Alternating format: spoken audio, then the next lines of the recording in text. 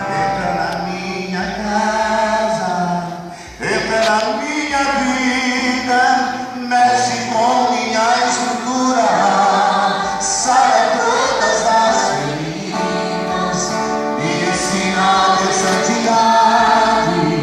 Quero amar somente a ti, porque o Senhor é meu bem maior. Faz um milagre em mim. Mais uma vez. Entra na minha casa, entra na minha vida, mexe com minha estrutura, sara todas as feridas, me ensina a ter santidade. Quero amar somente a ti, porque o Senhor é meu bem maior. Faz um milagre em mim.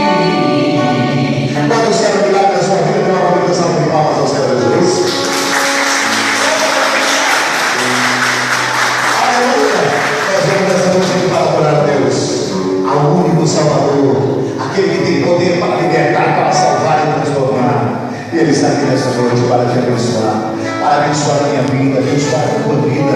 E nós vamos em busca de bênção, e nós vamos em busca de milagre. E o Senhor é maravilhoso para nos abençoar. Ao único Deus, ao único que é digno de receber a honra e a glória, a força e o poder.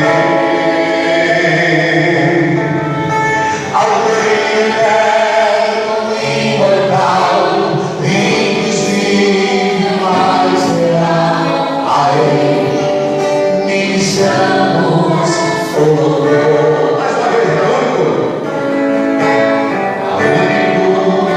que é digno de receber a honra e a glória, a força e o poder.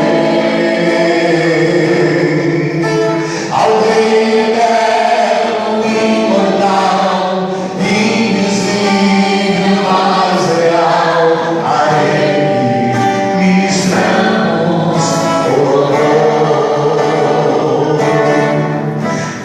Gloriamos a ti, ó Rei Jesus. Gloriamos a ti, ó Rei Jesus. Adoramos o teu nome, nos rendemos a teus pés. Consagramos todo o nosso ser a ti. Em espírito, adore a Ele, adore. Em verdade, te adoramos. Diga a Ele isso, irmão. Te adoramos.